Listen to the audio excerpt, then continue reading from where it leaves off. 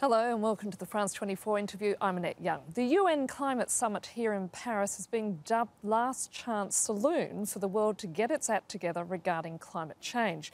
But have we passed the point of no return, especially given that the agreement reached here might not be binding? Now, watching this all unfold here in Paris is Naomi Klein, a climate activist and internationally acclaimed author. Her latest book, This Changes Everything, Capitalism versus the Climate, was published in French earlier this year, and she joins me here today. Hello, Naomi. Thanks for being with us. You've written about how the last time there was this much willpower to do something in 2008, yet by the time the world got together to meet at the 2009 Copenhagen Climate Change Conference, global attention had already shifted from climate to bank bailouts. What makes it different this time around? Well, I guess the danger is a repeat because we're meeting in Paris, a city in mourning, a city that is grieving the horrific attacks of November 13th. More and more attention has shifted to security as defined narrowly as the security from terror, not this human security, which is really what's being negotiated at the climate summit, whether humans are going to be secure to live on this planet long into the future. Those are the stakes of the summit. But, you know, it's hard for an issue like climate change to compete with war and terror and even financial crises that always seem so much more pressing than the need for us to shift away from fossil fuels and move to a post-carbon economy. There always seems to be a good reason not to act on climate change. So you're saying it's very much muddying the waters as a result? I think it's distracting attention of our world leaders and even our media. You know, was talking to some Canadian media who talked about how, because they had all just spent their budgets to come to Paris after the attacks, that they're pulling reporters out of the climate summit. So, I mean, even something as direct as that. But, you know, that said, there's enormous pressure on these governments from their populations to act on climate change. And I do think that this is something that is a little bit different than where we were at when our governments met in Copenhagen in 2009. Do you think something actually is going to be achieved this time around? I think something will be achieved, but I also don't believe that this is our last chance. I don't believe that everything ends at the end of this summit. I think that what has changed since Copenhagen is that there's a very mobilized climate justice movement around the world. This is not just about, you know, green NGOs, you know, having a march here and there. We have the huge movement pushing for the divestment from fossil fuels, pushing pension funds, pushing universities. There are trillions of dollars now that have agreed that the worth of dollars that are agreed not to invest in fossil fuels. And we have movements fighting Arctic drilling, fighting tar sands pipelines. You know, you can't actually put forward a new fossil fuel project without getting enormous pushback now. So that's not going to end after this summit. And I think the extent to which governments are coming here with anything at all is the extent to which they're under pressure. But still, at the end of the day, any agreement reached here is likely to be non-binding. Mm-hmm. Yeah. But this isn't the only sphere of action. You know, there are also the courts. We're seeing more and more court challenges in the Netherlands, in Belgium, where citizens are coming together to sue their governments for failing to act. We have the New York Attorney General investigating Exxon for the fact that they were researching the reality of climate change as early as the 1970s, and yet perhaps were not being honest with the public and with their own shareholders about the degree to which their business model was at risk. So, you know, this is one place where action is taking place, but it's not the only one. I think politicians like to imagine that they are the only political actors. In the opening of the summit, Christiana Figueres, who's, you know, in charge of marshaling this forward at the United Nations, said never has so much been in the hands of so few.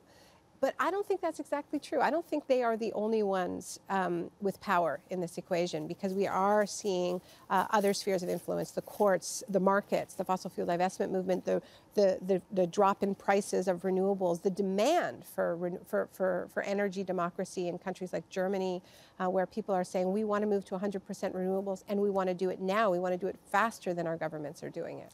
A lot of people, however, such as California's Governor Jerry Brown, says we still need to do way, way much more. So in your opinion, what would a truly ambitious plan to tackle climate change look like? For starters, I think it would have some very clear restrictions on drilling for more fossil fuels, on opening up new fossil fuel frontiers.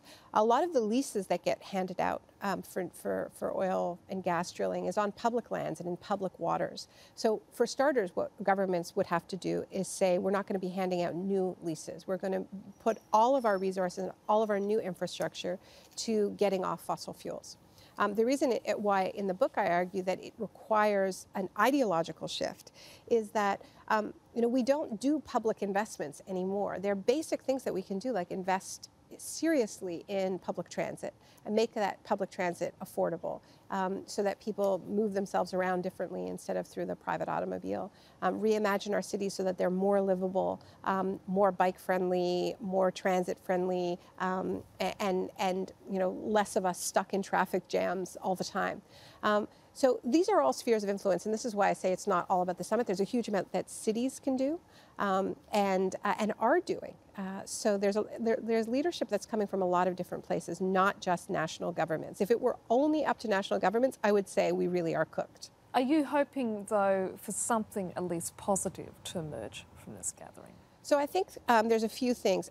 The reason why I'm saying, I don't believe in miracles. Okay, so I know what governments are bringing to the table. They're bringing the targets that they were able to sell at home, and if you add up all of those targets, it does not add up to what they promised the last time they had a summit to supposedly save the world, which was Copenhagen in 2009.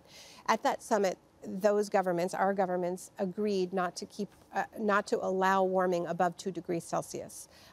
If you add up all the commitments that governments have brought to the table in Paris, it brings us to much closer to 3 degrees Celsius. So it's very important that we not lock in that lack of ambition. So that, people are saying that has to be the floor, not the ceiling. So there has to be some mechanism to continue to improve. I think governments are bringing more to the table in Paris than they brought to Copenhagen. For instance, China is bringing a commitment not to increase emissions past 2030, which is a big change, They're not doing that out of the goodness of their heart. They're doing it because they're under pressure from their own population. China, there's a crisis of air pollution. Well, you had the situation in Beijing the other day where they had the record highest level of pollution. Yeah, and they're worried about losing control. I mean, this is an issue that affects everybody. I mean, everybody is afraid to breathe the air. Every parent is afraid to send their kid to school. They're sending their kids to school in pollution masks. They're building domed playgrounds. And this is what is pushing the Chinese government to act. So this has all shifted very, very quickly. One of the things, because I've been sort of immersed in this for 6 years or so, sometimes I sort of have to give myself a reality check when I'm feeling hopeless about this and think about how much has changed. Just in the past few months, Obama has said no to the Keystone XL pipeline. Shell has announced that it's pulling out of the Alaskan Arctic after they faced huge protests this summer as they were moving their rigs up through the Pacific Northwest. Statoil 2 weeks ago announced that they also were pulling out of the Alaskan Arctic. So the message has sunk in. Well, the movement is moving, and it's having a real impact. And things are changing very quickly. Just in the past couple of years, there have been huge changes, and I believe in the next 2 years there will be even more in ways that we can't quite predict. Right? A year ago, nobody would have predicted that the price of oil would have dropped as quickly as it has, or even that the price of renewables would have dropped as quickly as it has. It's that drop in price for solar is something that Greenpeace didn't even predict, let alone the International Energy Agency. So unexpected things happen, and we have to leave room for that. Now, as you mentioned, there is always a danger that governments do get sidetracked, and we've already seen it here in France. We've got 24 green sort of activists who've been put under house arrest. We've had demonstrations that have been banned. But you believe it's still incredibly important for people to protest. But it makes it very difficult when the government here, for instance, is making it almost close to impossible. Yeah, I mean, I believe that politicians make their best decisions under pressure from below, from their populations. We know they're under pressure from above. We know that the oil and gas and coal companies are putting pressure on them not to act, to go as slowly as possible, to be as gentle as possible. So they have to be under pressure from the streets as well, because we know they're under pressure even inside the summit itself, which is sponsored by all kinds of big energy companies, private water companies, big agribusiness companies. It's the streets where we hear from, the farmers, the small plot farmers who talk about agroecology as a real climate solution. It's in the streets where we hear from people who are saying that energy cooperatives are the future. So we always knew that this summit was going to be contested and that there are many different visions for what a climate solution is. Monsanto thinks it's genetically modified seeds, and EDF thinks it's nuclear power. And it was always going to be a fight, but the problem is that François Hollande's government has shut down one side of this fight and said, well, you can't march. Your currency, which is not money, but is bodies, is people in the streets, it's people power. You have to stay home, you have to stay in your houses, while the other side has free reign inside the conference center. That's not a fair fight. Finally, Naomi, have we passed the point of no return? We have passed the point of avoiding climate change. Climate change is here, and it's bad.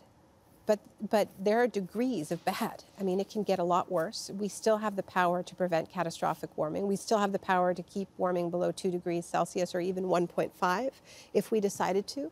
And we also still have the power to create more humane societies, more resilient societies in the face of the shocks that we've already locked in. Naomi Klein, we're going to have to leave it there. Thank you so much. Thank you. That's it for this edition of the France 24 interview. Do stay with us here on the network because there'll be more news and headlines coming up very shortly.